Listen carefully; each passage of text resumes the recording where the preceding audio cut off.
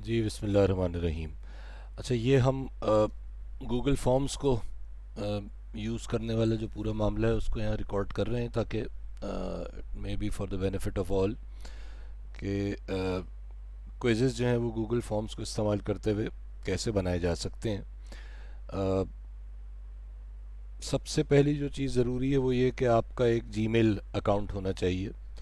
तो अगर Gmail account नहीं है तो जीमेल अकाउंट पहले बनाना पड़ेगा। जब आप जीमेल अकाउंट बना लेंगे तो जीमेल अकाउंट में आप सिंपलेस्ट प्रोसीजर ये है कि अपनी ईमेल खोल लीजिए। अपनी ईमेल से आप यहाँ जाएंगे तो ये गूगल एप्स हैं। यहाँ से आप अपनी ड्राइव पे चले जाइए। ये आपकी गूगल ड्राइव यहाँ पे लोड हो जाएगी।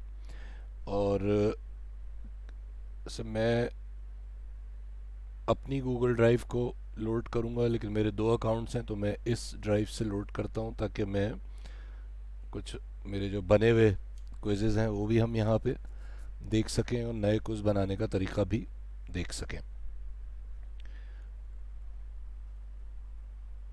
अच्छा, अब ये यहाँ से आप गूगल फॉर्म्स पे कैसे जाएंगे? ये न्यू पे आप क्लिक करेंगे। न्यू से आप ये मोर पे जाएंगे। मोर से गूगल फॉर्म्स पे जाएंगे। गूगल फॉर्म पे आप आगे जाएंगे और ब्लैंक फॉर्म सेलेक्ट कर लेंगे। तो ये अब ब्लैंक फॉर्म खुल जाएगा हमारे पास। अच्छा, इस फॉर्म का आप यहाँ पे सबसे पहले तो आप इसकी सेटिंग्स में जाएंगे यहाँ से, और आप इसको सेलेक्ट क्विज़ेस के तौर पे मेक अ क्विज़ कहेंगे। तो अच्छा, अब इसमें ग्रेड रिलीज़ करने के क्विज़ के बाद ऑप्शन है। क्विज़ होते ही आप ग्रेड रिलीज़ कर दें किसी स्टूडेंट का, या बाद में मैनुअल रिव्यू से रिलीज़ करें। तो मैनुअल रिव्यू की सेटिंग हम करेंगे। उसकी वजह यह है कि हम ये नहीं चाहते कि एक स्टूडेंट जो जल्दी क्विज़ ख़त्म कर ले तो उसको रिज़ल्ट मिल जाए, क्योंकि वो रिज़ल्ट फिर बाकी लोगों से फ़ौरन शेयर कर सकता है। क्योंकि इस रिज़ल्ट के अंदर करेक्ट आंसर्स, मिस्ड क्वेश्चंस और उसके नंबर्स जो मार्क्स हैं वो होंगे। तो वो करेक्ट आंसर्स लोगों से शेयर कर सकता है। तो हम ये लेटर वाली सेटिंग सेलेक्ट करेंगे यहाँ पे। तो ये क्विज़ आपने इसको बना लिया। इनको ऐसे ही रहने दिया। जो नीचे की सेटिंग्स हैं इनको जनरल में आप गए। आपने कहा स्टूडेंट को रसीद देने की कोई ज़रूरत नहीं है क्विज़ की। कलेक्ट ईमेल एड्रेसेस ज़रूरी है ताकि ये क्विज़ेस का रिज़ल्ट आप ईमेल कर सकें। लिमिट टू वन रिस्पॉन्स आप कर सकते हैं कि एक स्टूडेंट एक से ज़्यादा सबमिशन ना कर सके, लेकिन उसके लिए स्टूडेंट को गूगल पे साइन इन होना होगा। बहुत से स्टूडेंट्स के पास जीमेल की फैसिलिटी नहीं होगी, लिहाजा ये हम नहीं कर रहे। बस इन सेटिंग्स को आप एडिट आफ्टर सबमिट की सेटिंग हम नहीं करेंगे, और समरी और टेक्स्ट रिस्पॉन्स सेटिंग हम नहीं करेंगे। प्रेजेंटेशन में हम शो प्रोग्रेस बार करेंगे। शफल क्वेश्चन ऑर्डर हम नहीं करेंगे क्योंकि उसकी मैं नहीं करता, लेकिन अगर कोई किसी के इंडिविजुअल क्वेश्चंस हैं तो वो शफल कर सकता है। मैं इंटरनली शफल करता हूँ, मैं आपको बताऊंगा कैसे। Show link to submit another response, इसकी ज़रूरत नहीं है क्योंकि हम चाहते हैं स्टूडेंट एक ही रिस्पॉन्स सबमिट करे। तो बस ये सारी सेटिंग्स हो गई। यहाँ पे हमने इसको सेव कर दिया। ये आपका अनटाइटल्ड फॉर्म है। अब यहाँ पे आप जो चाहें इसको टाइटल दे सकते हैं। तो इस वक्त मिसाल के तौर पे मैं इसको कह रहा हूँ सैम्पल क्विज़, ठीक है। लेकिन मैं साथ साथ अपने क्विज़ेस भी कुछ चीज़ें आपको दिखाता जाता हूँ। जैसे मिसाल तौर पे ये मैंने अभी एक एक्सटेंडेड असाइनमेंट लिया था आईटीसी का। तो इसके अंदर अब ये सब कुछ मैंने यहाँ दिया हुआ है। यहाँ पे मैंने ये CLO इसका दिया हुआ है, इंस्ट्रक्शंस, टाइम ऑफ सबमिशन वगैरह वगैरह, ये सब कुछ, ठीक है ना। तो ये आप यहाँ पे ये सब लिख सकते हैं, ठीक है। ईमेल एड्रेस स्टूडेंट को एंटर करना होगा जब ये फॉर्म भरेगा, वो जब ये क्विज़ वो करेगा, ठीक है जी। ये अभी मैं आपको दिखाता हूँ जब वो ये क्विज़ करेगा तो ये कैसा लगेगा, उसको कैसा नज़र आएगा।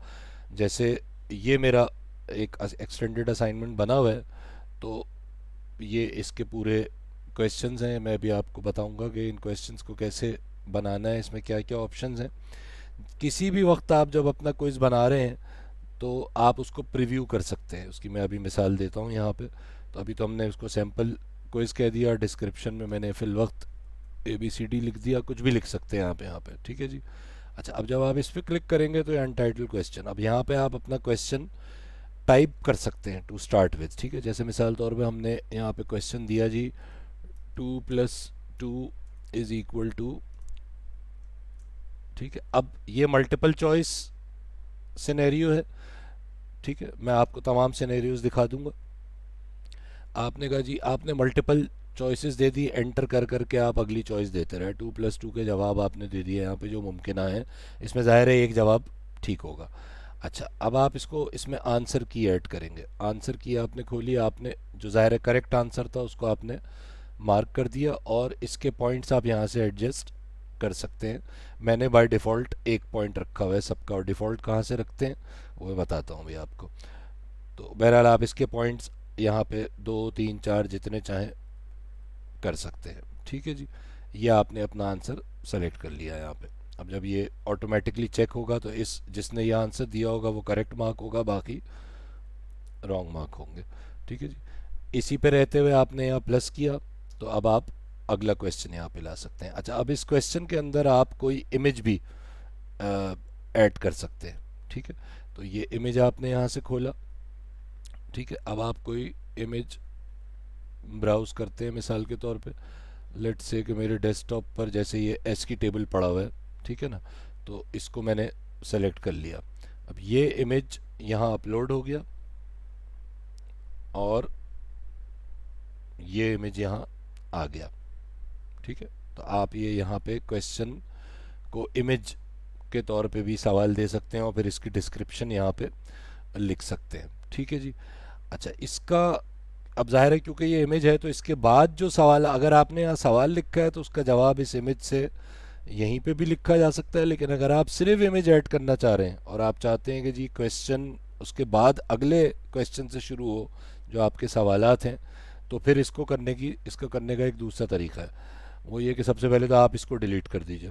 आप किसी भी क्वेश्चन को जो आपने बनाया है वो डिलीट कर सकते हैं, डिलीट हो गया, ठीक है। अच्छा, कोई भी चीज़ अगर आपसे गलती से हो गई तो आप यहाँ ऊपर जाके उसको अंडू कर सकते हैं, तो ये वापस जो डिलीट था ये वापस आ गया, ठीक है जी। अंडू करने का ऑप्शन है हर चीज़ का, ठीक है जी।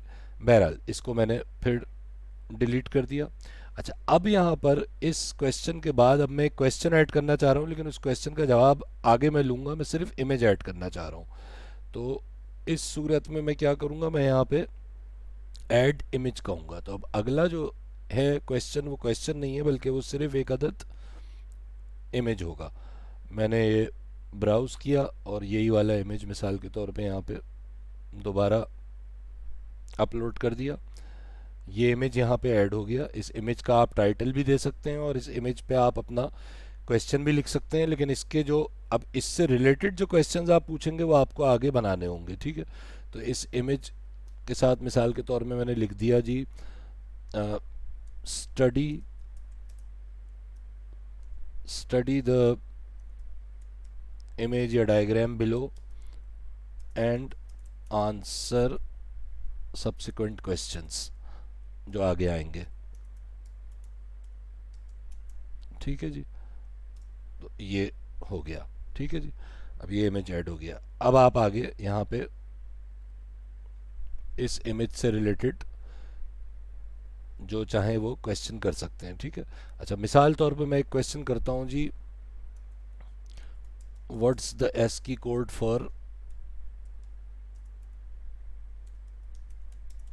फॉर कैपिटल ए, ठीक है जी।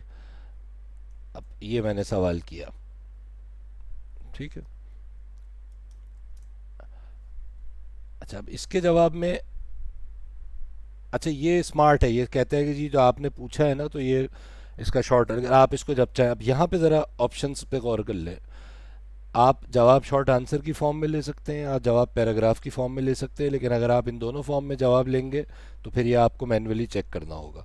तो ये थ्योरेटिकल क्वेश्चन के लिए ये मैन्युअली आप जब ये सबमिट होगा तो आप इसको चेक करेंगे। वरना आपका मल्टीपल चॉइस हो सकता है जैसे हमने ऊपर किया था।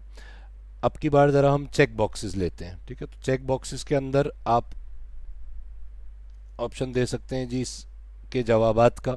व्हाट द एस की कोड फॉर कैपिटल ए, तो आपने कहा जी 41 हेक्स है इसका कोड, या 23 हेक्स है, या 46 हेक्स है, या जो भी, ठीक है। एक जवाब जाहिर है इसमें सही है। अच्छा, चेक बॉक्सेस के अंदर मल्टीपल आंसर्स भी करेक्ट हो सकते हैं, यानी अगर एक ऐसा सवाल है जिसके आपके एक से ज़ायद जवाब मुमकिन है तो वो भी यहाँ ऑप्शन हो सकता है। अब जब आप इसकी आंसर की डिफाइन करेंगे चेक बॉक्स की, तो आप यहाँ पर ये करेक्ट जवाब है, फ़र्ज़ कर लें ये भी करेक्ट जवाब है, आप इन दोनों को मार्क कर सकते हैं। ठीक है, फ़र्ज़ कर लें 3 करेक्ट जवाब है, ये ऑप्शन मल्टीपल चॉइस में नहीं है, उसका एक ही करेक्ट जवाब होगा चेक बॉक्सेस में। हाँ, ये ज़रूर है कि स्टूडेंट जब इन तीनों को सही करेगा तो उसको ये एक नंबर मिलेगा, इसमें एक भी गलत होगा तो उसे ज़ीरो मिलेगा। तो ये चेक बॉक्सेस का तरीक़ाकार है। इसको आपने डन कर दिया, ठीक है जी। अच्छा, आप नया क्वेश्चन ऐड करें। ठीक है, अब ये क्वेश्चन ग्रिड की फॉर्म में भी हो सकता है। ठीक है, चेक बॉक्स ग्रिड की फॉर्म में, मल्टीपल चॉइस ग्रिड भी हो सकती है, चेक बॉक्स ग्रिड भी हो सकती है। ये लंबा काम है इसलिए मैं अपने अभी क्विज में दिखा देता हूँ कि जिस तरह मैंने किया हुआ था। ठीक है, और इसमें डेट टाइम भी हो सकता है, लेकिन इसकी हमें ज़रूरत नहीं पड़ती। ठीक है, क्योंकि ये स्पेसिफिक कर देता है बहुत ज़्यादा मामले को। ठीक है, और ड्रॉप डाउन भी हो सकता है। तो ये वो सब ऑप्शंस हैं जो आप कर करके एक्सप्लोर करते जाएंगे। अच्छा, अब अहम बात ये है कि इतना आपने बना लिया, आप देखना चाहते हैं कि ये लगेगा कैसा, स्टूडेंट को कैसा लगेगा स्टूडेंट के सामने। तो आप यहाँ पे ये आँख का निशान प्रीव्यू क्लिक करेंगे, आप ये प्रीव्यू पे चलेगा। This is how it is going to open up in front of your student. ठीक है, आप इसको यहाँ चेक भी कर सकते हैं। ठीक है, आपने कोई अपना ईमेल एड्रेस दिया, मेरा तो ये पहले से आ रहा है, आप अपना ईमेल एड्रेस दे दें। आपने कहा जी 2+2 जो है वो 4 होता है, और आपने इसका जवाब दिया ये होता है, और आपने ये तो वैसे ही आया हुआ है। ठीक है, और आपने कहा सबमिट, ये तो गलती से आया हुआ है, बहरहाल आपने कहा सबमिट, ये सबमिट हो गया। तो ये स्टूडेंट को रिस्पॉन्स नज़र आएगा, सबमिट हो गया। आपने जब यहाँ पे आएंगे तो देखिए रिस्पॉन्सेज में 1 हो गया, क्योंकि किसी एक ने, जो मैंने ही किया है अभी, इसको सबमिट किया है। आप यहाँ पे जाके इंडिविजुअल हिस्ट्री देख सकते हैं, इसको एक्सप्लोर करते हुए कि क्या क्या रिस्पॉन्सेज सबमिट हुए हैं। अगर 50 ने किया है तो ये हिस्ट्री कोई बहुत लंबी चौड़ी आती है। ठीक है, आप अपने क्वेश्चन देख सकते हैं कि इस क्विज में क्या क्या क्वेश्चन थे, उनके सही जवाब क्या थे, और इससे आप पीईसी की फ़ाइल का जो डेटा है वो यहाँ से बड़े आराम से जमा कर सकते हैं। और आप इस पूरे क्विज़ की समरी देख सकते हैं कि कितने स्टूडेंट्स ने क्या क्या जवाब दिए। तो अभी तो सिर्फ मैंने ही जवाब दिया है इसका। ठीक है, तो ये इस तरह से वापस आ जाएं क्वेश्चन पे। ठीक है, ये आप इस तरह से इस क्विज़ को बड़े आराम से बना सकते हैं। मैं अपने असाइनमेंट को अगर दिखाऊं तो ज़ाहिर है टाइम लगा था बनाने में काफ़ी। एक तो इसका फिजिकल वर्क है, दूसरा असल टाइम तो ये है कि आप क्वेश्चन बच्चे को दे क्या रहे हैं। तो ज़ाहिर है उसमें तो टाइम लगता है, हम सबको पता है। अच्छा, इसमें नाम और उसका कोई तरीका नहीं है, तो आप as a question student name और इसका शॉर्ट आंसर लेते हैं, और इसके पॉइंट्स आप आंसर की में जाके ज़ीरो रख देते हैं। जाहिर है नाम लिखने के तो नंबर नहीं होंगे ना। ठीक है ना, तो इसके पॉइंट्स आप ज़ीरो रख देते हैं। ठीक है, हर जवाब को आपने कहना है या तो नॉट रिक्वायर्ड, यानी ऑप्शनल है, जवाब दें या ना दें, या रिक्वायर्ड। तो इसको ज़ाहिर है आपने रिक्वायर्ड करना है लाजमी तौर पे। फिर आपने इसी तरह स्टूडेंट आईडी ले ली। ठीक है, उसका भी ये शॉर्ट आंसर ले लिया आपने, पॉइंट्स इसके ज़ीरो रख दिए आपने। अब यहाँ पे सेक्शन कैसे डिफाइन होते हैं मैं अभी बताता हूँ आपको। ठीक है, अब ये आपने सेक्शंस बनाते गए, इसमें अपने सवाल रखते गए जिस तरह मैंने पहले बताया था, और हर सवाल के, जैसे मैं मिसाल तौर पे इसको खोलूँ और इसके आंसर की चेक करूँ तो इसका कोई सही जवाब ज़ाहिर है मैं यहाँ पे पहले रख चुका हूँ। ठीक है जी, तो ये इस तरह आप ये अपना पूरा क्विज़ प्लान कर सकते हैं, बना सकते हैं। और जब स्टूडेंट ये क्विज़ देगा तो उसको जवाब देने, ज़ाहिर है आपके क्वेश्चंस ऐसे होने चाहिए कि वो जवाब देने से पहले उसको कैलकुलेशन करनी पड़े। तो ये पूरा जो मेरा को, अब ये वो मल्टीपल चॉइस वाला एरिया था, इसको कैसे भरा था हमने, रोज़ और कॉलम्स की शक्ल में, फिर इसकी आंसर की में हमने करेक्ट जवाब मार्क कर दिए थे। ठीक है, तो इट इज़, ये कॉमन सेंस से इसको हम कर सकते हैं। कितने रोज़ हैं, मुझे 4 सवाल पूछे और उनमें से इनके 5-5 हर एक के पॉसिबल जवाब थे, इसमें से एक एक जवाब ठीक था, और हर एक के अलग अलग पॉइंट्स आप डिफाइन कर सकते हैं। तो ये मल्टीपल चॉइस ग्रिड इसको कहते हैं। ठीक है, हर एक के लिए आपने require response in each row करना है, और हर एक अलग अलग क्वेश्चन में आपने जाके यहाँ पर इसको शफल रो ऑर्डर को क्लिक करना है।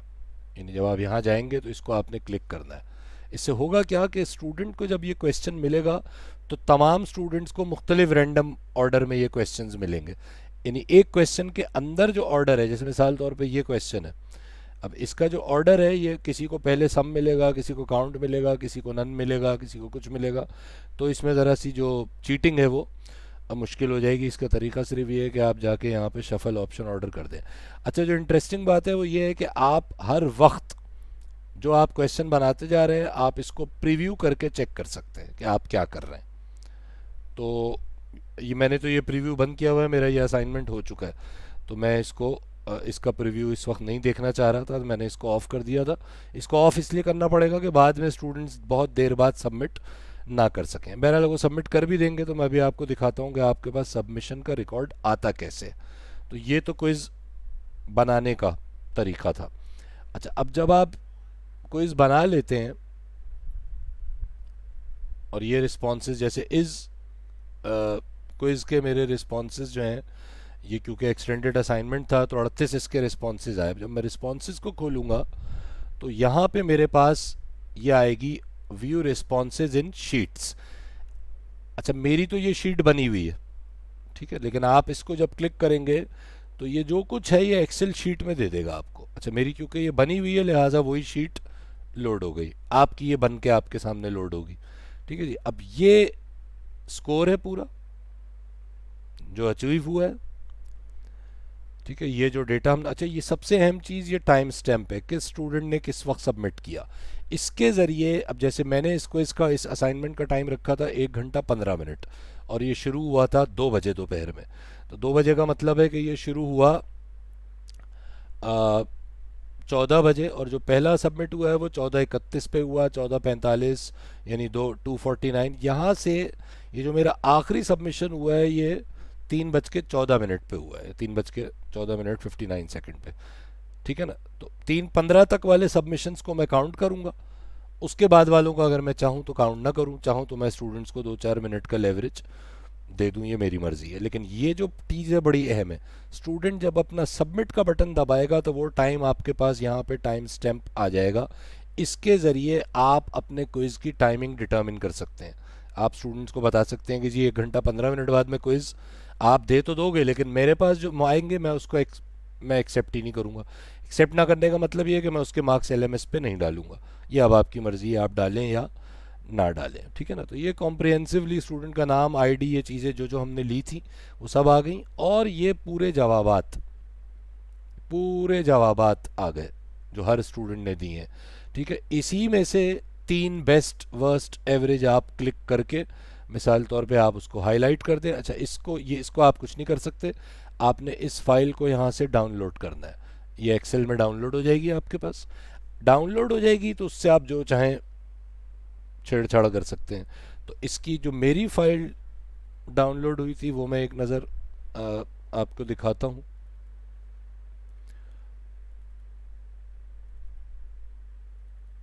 ये फाइल मेरे पास डाउनलोड हुई।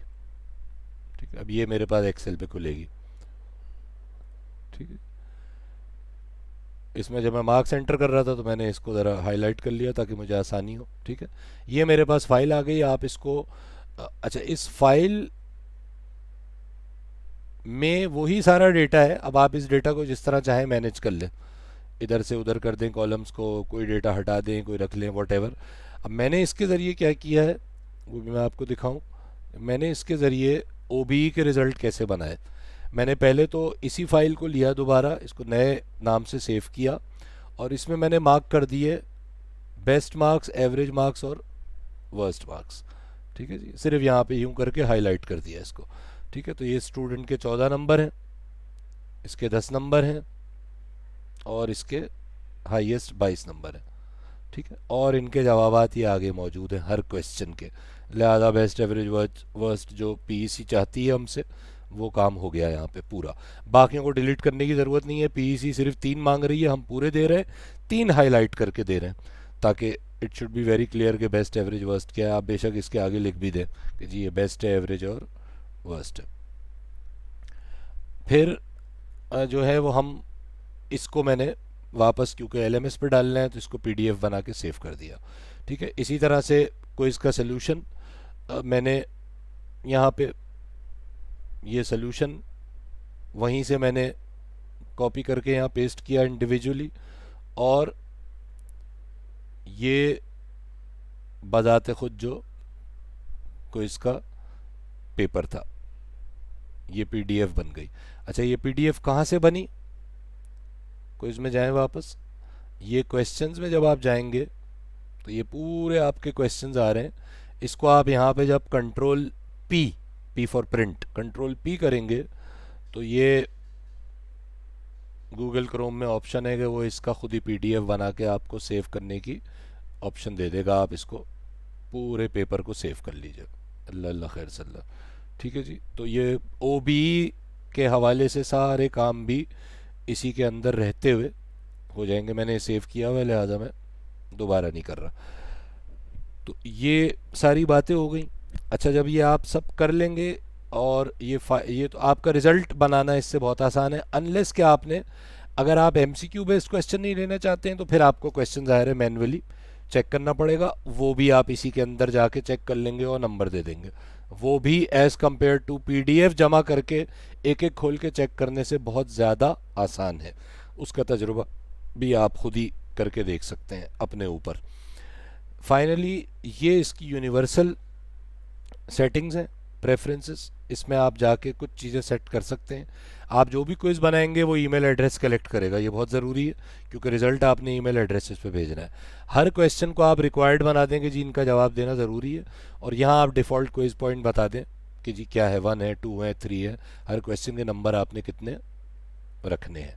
ये सेटिंग्स ग्लोबल हैं, तमाम फॉर्म्स पे अप्लाई होंगी। और ये जो सेटिंग्स हमने की थी ये इस पर्टिकुलर फॉर्म की सेटिंग्स हैं, ये लोकल सेटिंग्स हैं। these settings are subject to a given form मतलब जो क्विज आप बना रहे हैं, और वो जो सेकंड सेटिंग्स थी वो ग्लोबल थी। तमाम फॉर्म्स पे, तमाम क्विजेस पे आप चाहें तो उन सेटिंग्स को अप्लाई करा सकते हैं। तो ग्लोबल सेटिंग तो नॉर्मली हम ये रख लेते हैं कि भाई तमाम में ईमेल एड्रेस लेंगे, तमाम के क्वेश्चंस को हम रिक्वायर्ड बना देंगे और तमाम का पॉइंट एक होगा। ये ग्लोबल कर ली। लोकल में आप जाके इसमें क्विज टू क्विज पे इन सेटिंग्स को चेंज कर सकते हैं, मगर ग्लोबल सेटिंग्स वही रहेंगी। तो ये एक शॉर्ट सा ओवरव्यू था। कोई क्वेश्चन हो तो मैं हाजिर हूँ। इसको आप क्वेश्चन पूछ सकते हैं, मैं किसी भी अंदाज में उसको एक्सप्लेन कर सकता हूँ इंशाल्लाह। और but this is, I think it is a very convenient way. Options ये बहुत सारे जो देता है, मैं एक बार फिर उनको ज़रा दिखा दूँ कि मिसाल तौर पे हर क्वेश्चन में आप शॉर्ट आंसर ले सकते हैं या पैराग्राफ ले सकते हैं। शॉर्ट आंसर 2-3 लाइनों का है, पैराग्राफ जितना लंबा आप चाहें। Multiple choice, check boxes, drop down menu, आप कोई फाइल भी अपलोड कर सकते हैं। मैंने इसको यूज़ नहीं किया, ज़रूरत नहीं पड़ी। लीनियर स्केल हमारे इंजीनियरिंग कोर्सेज में इतना काम नहीं आता, ये at a scale of 1 to 10 rating के लिए यूज़ होता है। और ये मल्टीपल चॉइस ग्रिड है और ये चेक बॉक्स ग्रिड है। तो ये हो गया, हर क्वेश्चन को आपने ग्लोबली रिक्वायर्ड कर दिया है तो वो खुद ही रिक्वायर्ड होगा। अच्छा, किसी क्वेश्चन को आप डुप्लीकेट कर सकते हैं, वो दोबारा नीचे क्रिएट हो जाएगा, फिर आप उसमें थोड़ी सी चेंजेस कर सकते हैं। हर क्वेश्चन को शफल ऑर्डर ऑप्शन ज़रूर करें ताकि इनका ऑर्डर ऑप्शन आपस में शफल हो जाए। So this is it's a short intro for making your quizzes in utilizing the using the facility of Google Forms। बस ये जहन में रखें कि जब भी आप किसी फॉर्म पे जाएंगे, अगर आपने इसको क्विज़ नहीं बनाया हुआ है तो वो मार्क्स वगैरह की कैलकुलेशन नहीं करेगा। तो इसको मेक दिस अ क्विज़ करना बिल्कुल शुरू में ही ना भूलिएगा। और क्विज़ का रिज़ल्ट इमीडिएटली रिज़ल्ट ना कीजिए, इमीडिएटली रिलीज़ ना कीजिए। क्यों? क्योंकि अगर एक स्टूडेंट जल्दी कर लेता है और उसको फ़ौरन ही रिज़ल्ट भी ईमेल पे मिल जाता है तो उस रिज़ल्ट को वो आगे पास कर सकता है व्हाट्सएप वगैरह के थ्रू बाकी लोगों को जो अभी कर रहे हैं। तो रिज़ल्ट आप खुद मैन्युअली बाद में रिलीज़ करेंगे। रिज़ल्ट रिलीज़ करने का तरीका क्या है? आपके पास जब रिस्पॉन्सेज आ गए सारे, तो आपने पहले तो रिस्पॉन्सेज ऑफ कर दिए। ये रिस्पॉन्सेज ऑन थे, आपने एक्सेप्टिंग रिस्पॉन्सेज, यानी अब वो ये फॉर्म अभी भी कोई भर सकता है, कोई अभी भी दे सकता है, आपने इसको बंद कर दिया। अब ये क्विज़ कोई नहीं दे सकता, लिंक इनवैलिड हो गया। और फाइनली आपने यहाँ से कहा, अच्छा यहाँ तो ऑप्शन ये आ रहा रिलीज स्कोर्स, तो यहाँ से तमाम स्कोर्स बच्चों को चले जाएंगे। अच्छा, एक चीज़ जो रह गई छोटी सी यहाँ मुझे याद आई, वो ये कि अब ये क्विज़ आपने बना लिया, ये क्विज़ मैंने बना लिया, क्विज़ असाइनमेंट जो भी है ये, मिड टर्म है, फाइनल एग्जाम है, जो भी है ये, ठीक है। मैंने ये बना लिया, अब मैं इसका लिंक कैसे भेजूंगा लोगों को, बच्चों को, स्टूडेंट्स को? मैं यहाँ से कहूँगा सेंड, सेंड का ऑप्शन आएगा। सेंड वेया ईमेल, नहीं मुझे ईमेल से नहीं भेजना, मुझे व्हाट्सएप पे भेजना है या एलएमएस पे भेजना है। तो मैं ये लिंक के ऑप्शन क्लिक करूँगा, ये लिंक आ जाएगा। इसको मैं कहा शॉर्टन यूआरएल, तो ज़रा ये यूआरएल जो लिंक है ये छोटा हो जाएगा, बस इसको मैंने कॉपी कर लिया। अब इसको मैं जहाँ चाहे व्हाट्सएप पे भेज दूँ, ईमेल पे भेज दूँ, एलएमएस पे डाल दूँ, वॉट। लेकिन ये मैं उस मेरा तरीका ये है कि मैं ये लिंक बच्चों को पहले एक दिन पहले बता दिया कि जी कल आपका 2 बजे क्विज होगा, और 1 मिनट पहले ये लिंक आपको भेज दिया जाएगा। ये लिंक क्योंकि जब आप भेज देंगे, तो जैसे मैं आपको दिखाऊं कि मैंने ये लिंक कॉपी कर लिया ना, अब ये लिंक जैसे ही मिलेगा बच्चे को, वो इस लिंक को क्लिक करेगा। अच्छा मेरे पास क्योंकि मैंने लिंक अभी कहीं भेजा नहीं है इस वक्त, तो मैं इस लिंक को जब यहाँ ब्राउज़र पर डालूंगा, तो ये समझ ले मैंने क्लिक कर दिया, लिंक को क्लिक कर दिया, तो फौरन ये क्विज खुल जाएगा। आप समझ रहे हैं मसले को? ये क्विज फौरन खुल जाएगा। तो ये लिंक आप 1 मिनट पहले दें बच्चे को, पहले दे देंगे तो पहले करके बैठ जाएगा वो। टाइम शुरू होने से 1 मिनट पहले लिंक दे दें एग्ज़ाम शुरू होने से, और जो टाइम आपने दिया है उतनी देर बाद आप वहाँ जो रिस्पॉन्सेज वाला सेक्शन था उसको ऑफ कर दीजिए, ठीक है। थोड़ी सी प्रैक्टिस करेंगे तो इंशाल्लाह ये पूरा system, it is very clear, बहुत आसान सी चीज़ है, कोई मुश्किल बात नहीं है। एनीवे जो भी इसको देखेगा, अगर कोई सवालात हों, कोई क्वेरीज हों, तो मैं हाजिर हूँ जहाँ तक मैं हल कर सका। वैसे तो हम सब आपस में एक दूसरे के तजुर्बात से मिल के ही सीखते हैं, तो हो सकता है देखने वाला 3 चीज़ें और ऐसी बता दे जो मुझे भी ना पता हो।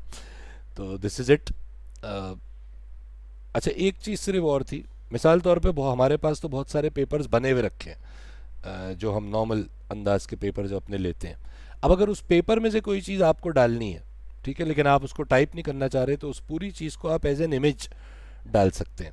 उस पूरी चीज़ को एज एन इमेज डालने का तरीका है कि या तो आपके पास कोई सॉफ्टवेयर हो जो तस्वीर खींच ले स्क्रीन की, वरना विंडोज़ के अंदर डिफ़ॉल्ट सॉफ्टवेयर है, आपके कीबोर्ड पे एक बटन होता है प्रिंट स्क्रीन का। तो अगर आप, ये मैं इस पर प्रिंट स्क्रीन दबा रहा हूँ अपने कीबोर्ड पे, आपने प्रिंट स्क्रीन किया तो स्क्रीन पे जो कुछ आ रहा है इसकी तस्वीर खिंच गई। अब इस तस्वीर को आप वर्ड में, जैसे यहाँ पे मिसाल के तौर पे मैं जब कंट्रोल वी करूँगा या पेस्ट करूँगा, तो ये जो तस्वीर पूरे मेरे स्क्रीन की खिंची थी ये यहाँ आ गई। अब इस तस्वीर को मैं, इस तस्वीर के साथ में जो चाहे वो कर सकता हूँ, ठीक है ना। इसको छोटा कर सकता हूँ, बड़ा कर सकता हूँ, इसको अपने क्वेश्चन वाला हिस्सा इसमें से क्रॉप कर सकता हूँ, वगैरह वगैरह। तो ये तस्वीर खींचने का एक आसान सादा तरीका है जो प्रिंट स्क्रीन के बटन के ज़रिए मौजूद है। बाकी किसी को कोई सवाल हो तो इंशाल्लाह वो पूछ सकता है। Thank you very much for all of your time. Allah हाफिज़।